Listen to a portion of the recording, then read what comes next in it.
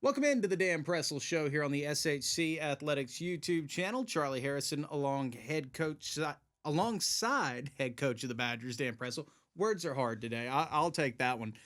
Coach, how you doing today? Oh, doing great. Great, Charlie. Trying to shake off the 10-hour bus ride coming back from Frankfort, Kentucky. I hear it was an interesting trip getting up to Central State and then down to Kentucky State and then back. It's a lot of miles. 15-hour bus ride to get up there. 10 hours coming back, so that was better. And then you had some weather along with it, of course, and that makes everything a little bit more interesting. Yep, saw some snow, a lot of cold weather.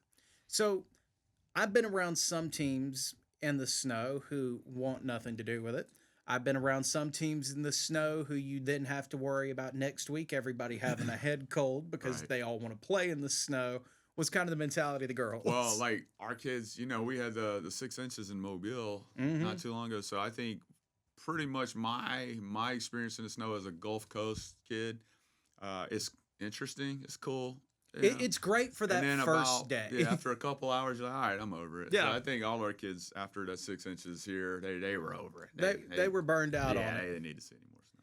So big win against Central State, 55-48. Kind of a team win there. You got a good 14-point showing from Marta Duda to go along with 15 rebounds, 11 from Lori Severe, 7 from Garrido, 6 from Hunter. And then everybody who played got on the point scoring side of things. What was it like seeing that offense really burst in there? Well, I mean, listen, we still put up 55. I don't know how much a burst that was, Charlie. Well. But, we did score more than them. That was it. No, it's a great team win, just like you said, man. Everybody contributed. Whether it was statistically or just, that was one of our best, benches that we've had, where you could just really feel the team, encouraging and helping their teammates who are out on the floor. Like, Central State's a great environment. They got the band, sitting right over your bench. The fans there are just loud and, really into it. So, you need everybody, right? You need your circle to really be tight in those circumstances, and we did that, and we had a great result from it. Now, this is back-to-back wins against Central State. Everybody says, it's really hard to beat a team twice. Yeah. How good does it feel to get that series winning against? Well, it's awesome. Anytime you win, especially on the road in league play, it's fantastic. So, just a great team win from our crew and our group, and.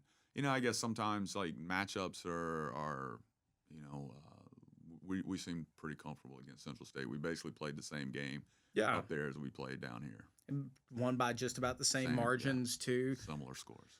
Taking a look, played Kentucky State as well. That was a close game, 70-62. You guys had your opportunities to kind of put that one, get back into that one, put it away, and just weren't quite able to get it done. But a really good effort, particularly out of Lori Severe. 21 points from her, 5 of 9 from outside the arc. What's starting to click for her? I just think, health, the beginning of the year, this is not something that we didn't expect. We knew we had a really good player, this great kid, good player when we signed her.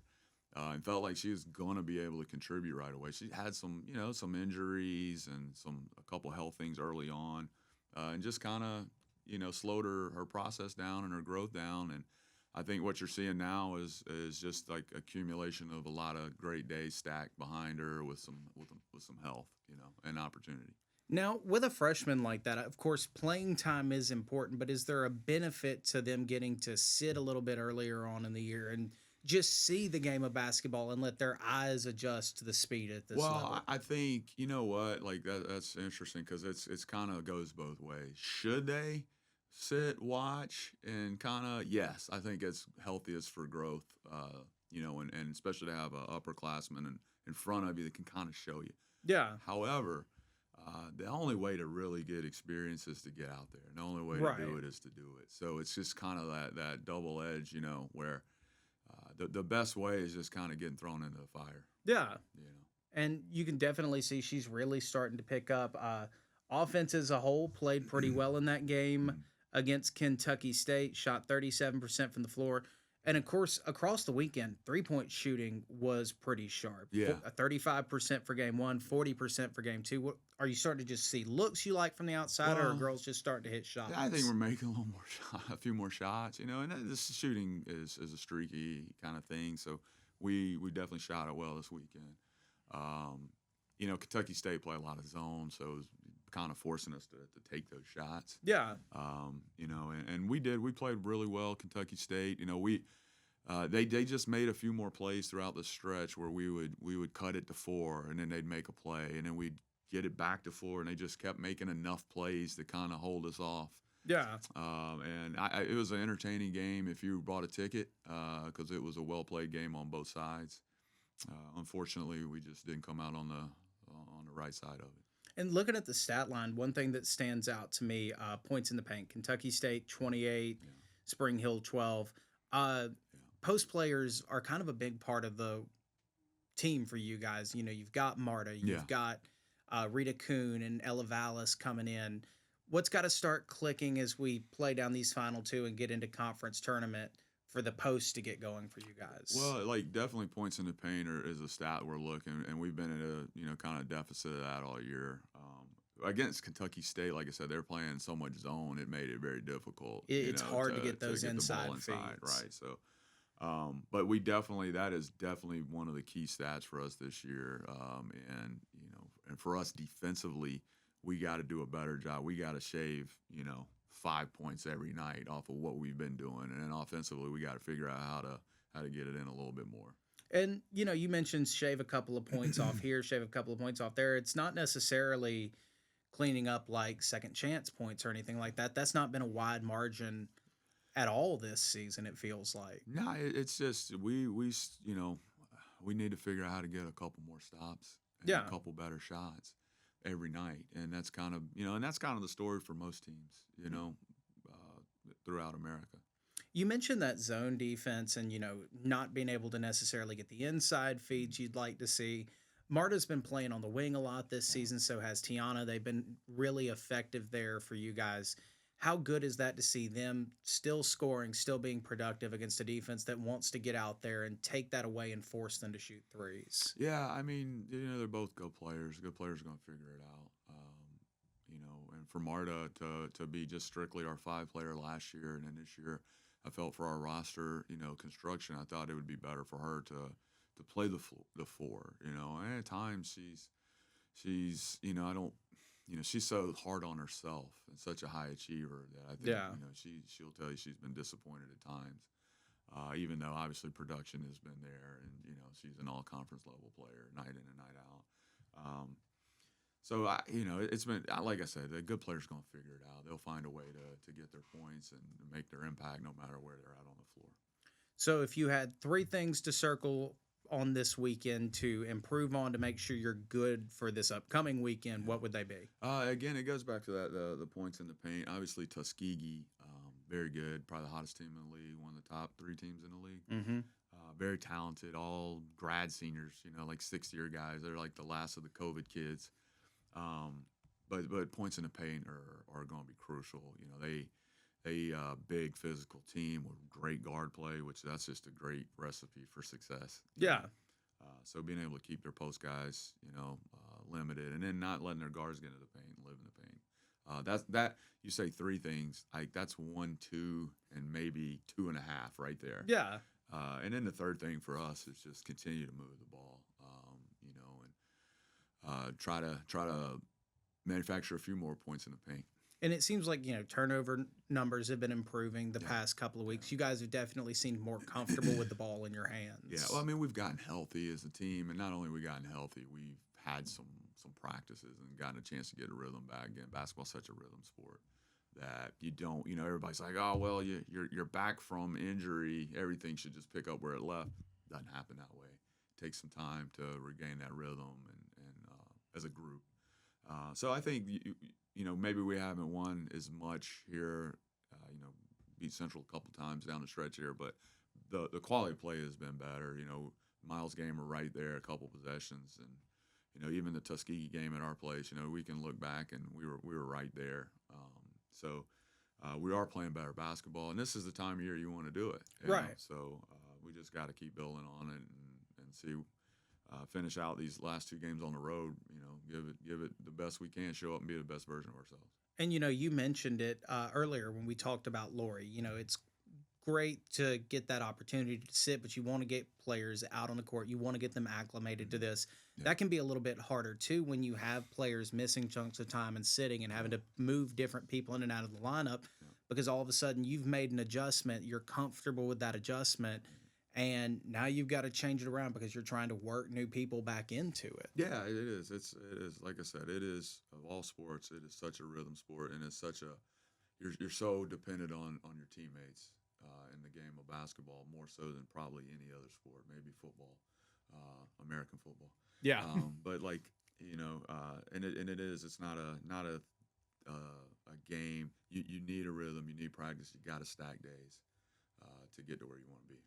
Well, Coach, we'll talk about upcoming Tuskegee and Lemoyne Owen on the road when we come back. You're watching the Dan Presel Show here on the SHC Athletics YouTube channel. This is the way down a path that leads to a place upon the hill, led by thought leaders, activists, and Jesuit princes. Among the hill is where tradition and a strong desire to do and achieve reside, ingrained in rich tradition, filled with purpose, fueled by passion. Spring Hill College is for those who seek more. Welcome back to the Dan Presel Show here on the SHC Athletics YouTube channel. Coach, Tuskegee and Lemoyne Owen coming up. Lemoyne Owen, a close game back in early January, and then Tuskegee, you mentioned it in the last segment. They're one of the best teams in the conference, and that was just a 4-point game last time we saw those guys here. What were the takeaways from that game that now that if you fixed them, you're in good shape on the road? Well, again, I don't know. They're so talented, and like I said, very experienced club. That's a team that they know they are competing for NCAA tournament bid. Right. And everybody says that's what they want to do, but very few teams in every league in America made the decision. They're going for it. And they have not clearly made that the goal. That crew is going for it, So it's going to be a challenge. I'm sure it's their senior day, I think, which is always an emotional day. Last year we were able to go up there on their senior day and get a dub. So unfortunately, all those kids that were recognized, it's going to be their next senior day this year because they're the COVID crew. They've had a couple senior days, so I'm sure they haven't forgotten. Like I said in the previous segment, with Central State, like matchup styles kind of make for matchups, and I think we play similarly to Tuskegee, just like we do Central State. Yeah. So there's a level of like comfort for our kids, that they see that style every day, how in practice. Yeah. That those kind of matchups are always, you're a little more comfortable in there. You're never comfortable, but you're a little more. Yeah. So I think that was the thing with Tuskegee. Now, again, they're very talented. They're deep. They got a goal of winning the league. So it's going to be a big challenge to go up there. But like I said, we've been playing better basketball here lately, and all we can do is go up there and be the best version of ourselves and let the chips fall. Now, looking back to that Tuskegee game, that was one of those. You were just a basket away here from tying that game, taking the lead several times in that one, and just weren't able to get over that hump. Yeah.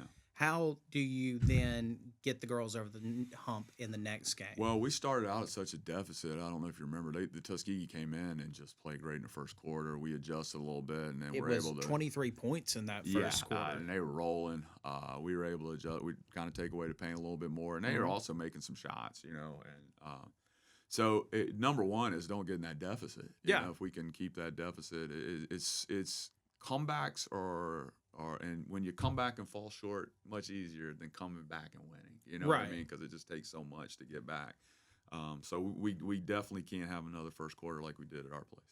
And, I mean, there was a great adjustment from that first quarter to the second. 23 points in that first quarter, 9 in the second quarter, 13 in the third, and 14 in the fourth. You guys really did a good job of getting back to your brand of basketball. How important is a fast start going to be for you guys? I mean, it's everything, especially on the road. Because, again, coming back at home is a little easier than coming back on the road at times. And Right. so it's going to be important. You got to play like this time of year. You want to be a good team. You got to play 4 good quarters. Yeah. And that's really the goal every night. I know it sounds simple, but that's really the goal. And I think we've been doing that here lately, the last couple weeks. And looking back to that Lemoyne Owen game last time out, I mean, going down the score sheet, that was right when Claudia came back in off of her injury. You were missing Kellen. Yeah. How much of a difference does it make to have the best version of your team going in against a team that you didn't necessarily have everybody available for? Yeah, I mean, it's needed. It's everything. That's the one game you go back and like, God, we needed to be better that day. And we needed to get that one at home. Yeah. And every team in America every year, like, oh, we should have won this one or we could have won that one. But that's everybody's story, And the fact is you did or you didn't. And so, we need to go up there, hopefully coming off a great game Saturday and, continue to play good basketball. I have no doubts. We go up and play well. We have a great chance of winning. Now, Coach, how big is consistency going to be? Because you guys have had games this season, like, for instance, Central State. Marta goes off for a double-double there, but she's very quiet in that second game against Kentucky State. How key will consistency in getting the same performance night after night out of everybody be? Well, yeah, I mean, it's two things, right? If you're gonna win at the college level, you need your best players to play their best when the best is needed. Right. But at the same time, you have a team, and you need everybody to be able to kind of fill in at times, and not just depend on your top guys.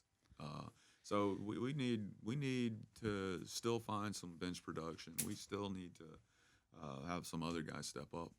Like Lori Severe did. The other day at Kentucky State. You need those kind of performances every night. Yeah. Now, looking ahead, you're closing out the season with 4 games on the road. It is tough to win on the road. We talked about it. Yeah. The goal is to win at home, split on the road. Yeah. Kind of in a situation right now where these road games feel a little bit more must-win with the conference tournament right around the corner. Right, with the seeding and everything, because we're looking at not just 2 road to finish it out. We're looking at right now the way the standings are. We're looking at a road game to start out the conference tournament. Right.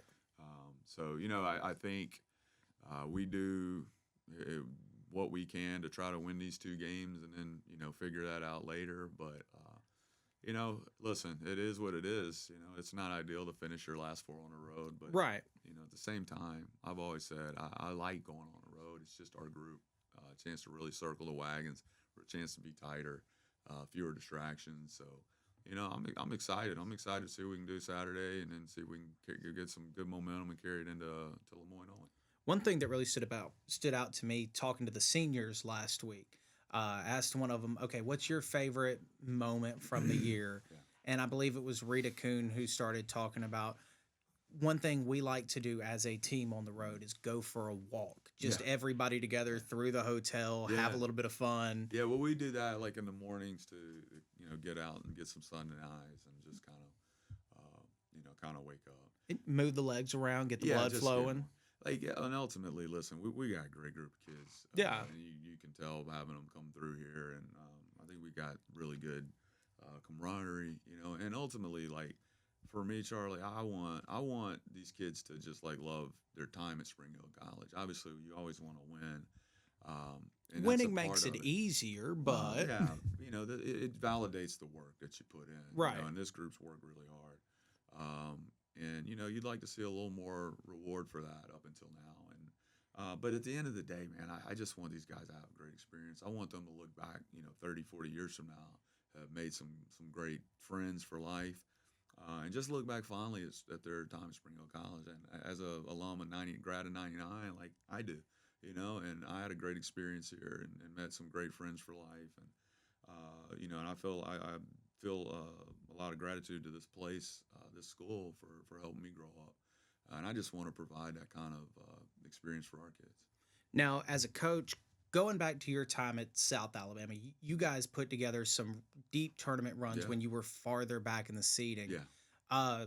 Since you have that experience, what Yeah. is kind of your messaging knowing you're going to have to probably play an extra game, maybe two, Yeah. to be in that conference championship Well, situation? I think you want to play. These kids want to play games, and it Yeah. really is. It's you have nothing to lose when you're the lower seed, and really you have nothing to lose. Period. When you play, it's just the better you do, the more expectations. The more weight you feel at times. Right. So I think at times, when you're a lower seed, you don't feel those expectations as much. You just kind of playing with house money, and you just go for it a little easier. Yeah. It When doesn't you're feel the like higher there's seed.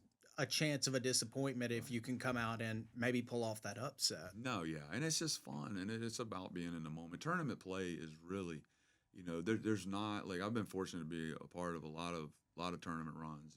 Either conference tournament or even postseason over my career, and it really is. It's just really about the team that can be in the moment and kind of block out everything else and just play the game. The game, the stakes may be higher, but the game is still the same. Yeah. Nothing changes. It's just the next game. And the teams that can just kind of play in the moment and look at it that way with nothing to lose, no matter what your seed is, those teams usually keep advancing. Yeah. And obviously, you got to make some shots and get some stops. And talent has a lot to do with how far you can go. But, that's just been my message all along. You got nothing to lose. Let's go for it. Go out there, get it done. Now, Coach, I do want to ask 4 games on the road to end the year. Talked about it. You may have that extra one getting into the conference tournament. That was a long trip up to Ohio, down to Kentucky.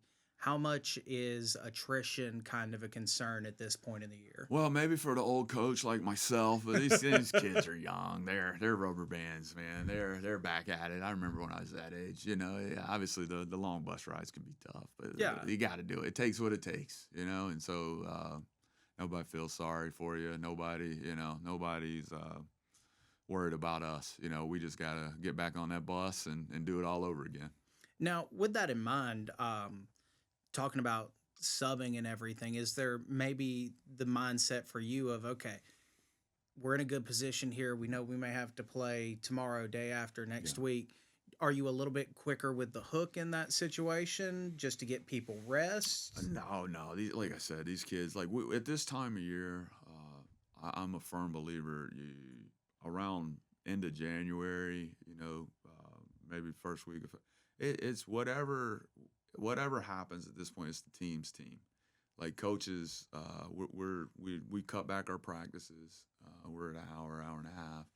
It's really just about being fresh more than anything. And I think I think for us, we've done that. And like when it comes to game time, the player's gonna play. Doesn't matter. Marta Duda can play 38 minutes every night, no matter where she's at. And she's gonna be fine. I was doing something the other day and went to stand up and my knees went to creaking. And then I went, okay, I'm old now. So I envy them on that. Well, yeah. I mean, they still have the creaks, It's a lot of attrition just in general. Such a long season. It just asks so much of you. Basketball, unlike any other college sport, it gets year round, really. And even at our level, at the Division II level, it's when school gets in, you're going. And then when school gets out, you stop, basically with a few weeks off. So, yeah.